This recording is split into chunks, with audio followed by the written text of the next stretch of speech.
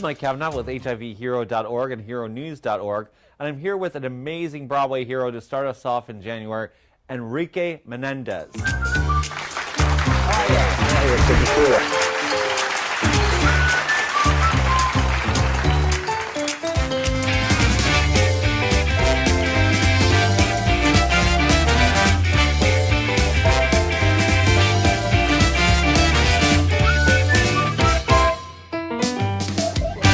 You are a very accomplished Broadway star. We're going to talk all about that, but you're also very unique. You survived having HIV for 28 years, so you have quite a story to tell. I do. But let's start with your Broadway career. How did you get started? I went to the Boston Conservatory of Music. Great place. Lots of our Broadway heroes go there. For musical theater. And when I was a junior, I kept flying into New York for open auditions. And I'd made it to the final cut for Starlight Express, and I met Vinnie Liff, the great casting director at that point. And then when I was a senior, a week before my first semester was up, I got a call to be in Cats, Vienna, Austria, which was really exciting. Right, beautiful city. So what was that like being a cat? It was interesting because, first of all, I didn't speak a stitch of German, so I learned the show phonetically. We did the show in German, and then we went on tour to Moscow, and then we did the show in English when we were in Moscow. We were the first musical to go to Moscow. That was really, really cool. It was at an opera house in Moscow, and literally there was such a starvation for musical theater that the audience was in all the aisles, on the lips of the mezzanines. I mean, and the standing ovation was like 20 minutes after the show. Wow. It was incredible. Yeah. So after Cats, I did Les Mis in Vienna, Austria, for a year. Then I came back to the States. I auditioned and got the national tour of Anything Goes starring Mitzi Gaynor. Wow. So I did the whole country. I went to about 44 out of the 50 states. And wow. That was really cool. It was awesome working with her and tapping and doing that kind of thing. And then I got cast in the original Broadway company of Miss Saigon, which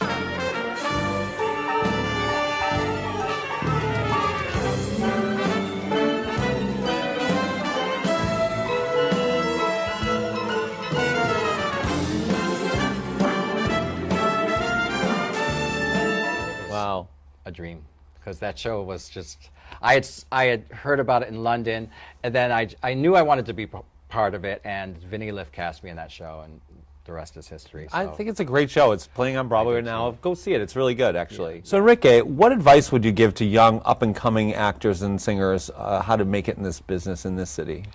I think the best way to maintain a long-term career in this business is to learn how to sing, dance, act, be in front of the camera, be behind the camera, work in casting, do as many different things as you can, because you never know where the work's going to come. Right. So be a sponge, people. Mm-hmm. Exactly. Definitely. So Enrique, very, very exciting. You were named the 4th most important and influential person in HIV Positive magazine as an HIV positive person. How did that feel?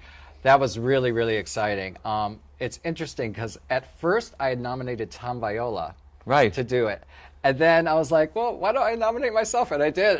And then they picked me to be 4th, which was really exciting. I've done a lot of advocacy for HIV/AIDS, and I've also done a lot of work in the HIV market. Right. One of the things I found particularly interesting is that you are kind of the poster boy of HIV. If you look your name up, you're kind of the poster boy. Poster boy? I'm AIDS supermodel. He's the HIV supermodel, people. That's right. That's awesome. Yep. So tell me about your experience. You were diagnosed 28 years ago, and it was when everyone was dying. How did you feel when you got diagnosed? When I was first diagnosed, I was really in a state of fear. It took me about 6 months to come out to my friends, and then it took me about a year to come out to my family. And then after that, I came out publicly. What had happened was Tom Viola got a call from a photographer who was working on a project called Living Proof. And they wanted people who were positive, and I said, you know what? I'm going to do this. Why not? And I did. And people were like, you shouldn't do that because you'll never work again. But it opened up so many more doors for me. This photo essay led to being cast in numerous pharmaceutical ads. I was part of a modeling agency called Proof Positive, which represented HIV positive models. You know, I've done 9 national campaigns for HIV/AIDS. Then I also became a casting director for HIV pharmaceutical ads, so I got to help a lot of my friends out with castings and stuff like that. So it's really been a big part of my career. I've also done a lot of other photo essays, being photographed as a person with AIDS. I just feel like living in my truth and being open and honest breaks down the stigma of HIV/AIDS, and it also empowers me and lets me become open and honest, and that's the best gift I could give to myself. Well, we thank you for bringing attention to HIV, keeping it in the conversation. But let's talk about some of the struggle, because I think when you were first diagnosed and things were different, and it was considered kind of a death sentence, you had to survive, and that must have been very emotionally difficult. You mentioned in an article I read that you had turned to drugs for a while, and it was not the best part of your life. Can you explain that part? Yeah, I mean, for me, I think that dealing with the loss of so many friends and having HIV during that scary time, and being depressed, battling with depression, not knowing I was depressed, excuse me, dealing with being a long-term survivor of HIV, I turned to drugs to escape. That was my coping mechanism. I was self-medicating, basically, you know? And thank God I'm living a different life today, you know? So I'm grateful for that. Yeah, you had also mentioned that you had tried a suicide attempt. What led you there, and what got you out of that? About 2002, I was in a relationship. I was in a domestic partnership, and we had broken up, and the breakup was very devastating to me. And I came home one day and just decided I wanted to jump from this 10-story flight, 10 flights up from this apartment on 14th Street. And they sent me to the psych ward. My brother came in from Ohio. My oldest brother's a doctor. And part of that was my depression, but also we found out that I was on an antidepressant, but it was getting canceled out by the protease inhibitor that I was on. Oh. And because medications are so new, they didn't know the contradictions of medications. So it was a combination of both of those things, but I'm grateful that I'm not suicidal or I've never attempted again in my lifetime. Yeah, So. I think it's important to know that a diagnosis of HIV is very devastating news, and people take it very difficult. Even though it's not a death sentence anymore and we can survive now with the pill, there is so much mental devastation that goes through, and people are still killing yourselves. So please seek help if you're feeling that way, because you've got a lot to live, a lot to give, and we want you here on this earth. Well, being a supermodel for HIV, you've done so many things for our community and been involved in so many HIV projects. Can you tell us about something? Sure. When I was in the original Broadway company, Miss Saigon, we interviewed different Vietnam veterans. And I wrote this poem called Trigger, because I was noticing a lot of the feelings I was having as a person with AIDS were similar to the feelings that GIs were having who came back from Vietnam, battling a war. AIDS is a war, you know? Yes.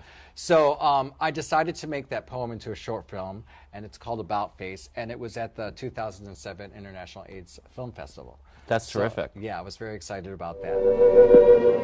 I'm terrorized, like a prisoner in my own body. Flashbacks constantly remind me that I am in hell.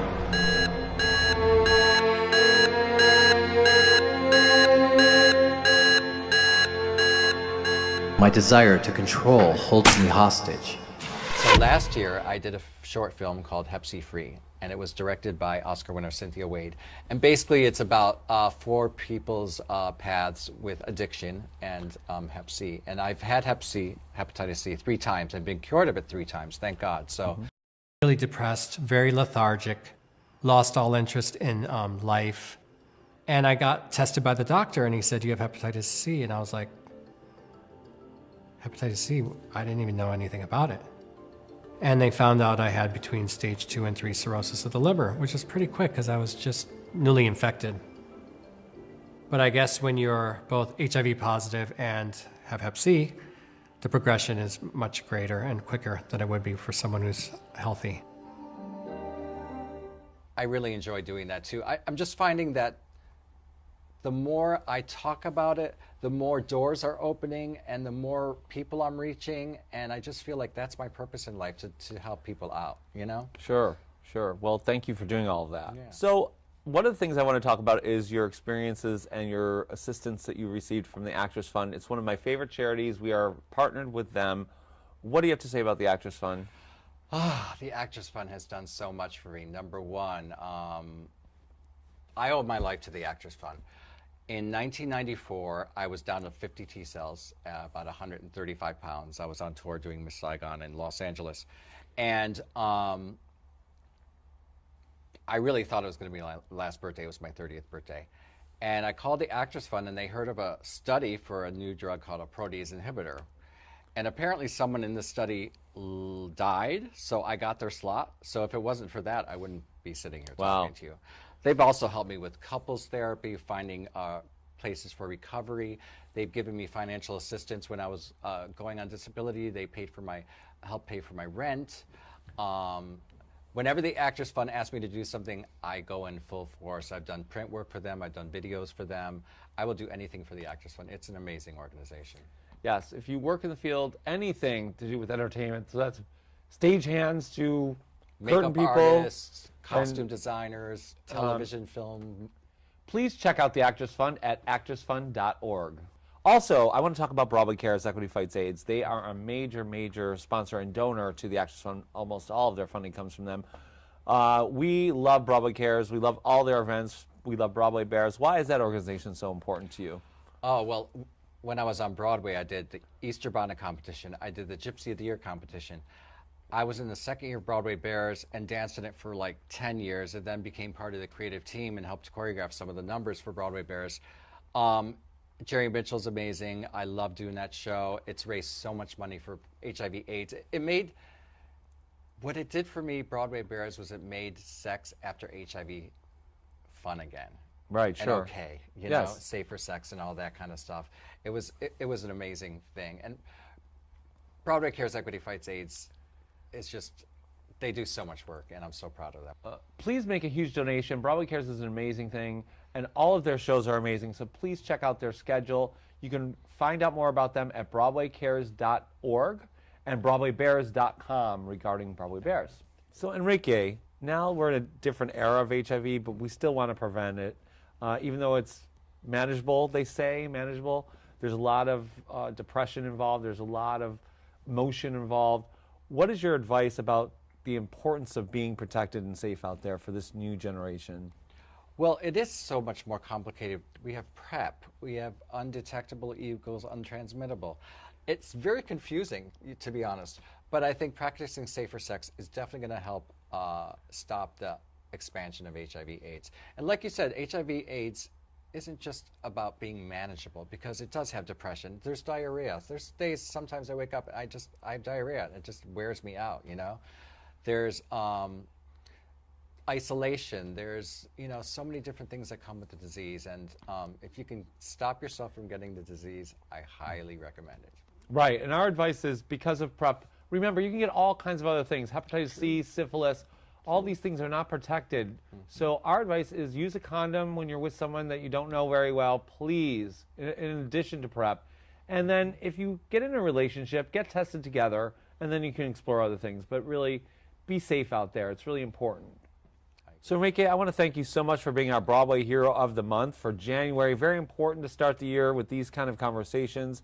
And I think you're going to have a career that keeps on going until you drop dead, because you're just that kind of guy. So thank you so much for being here. Thank you very much for your time. I appreciate it.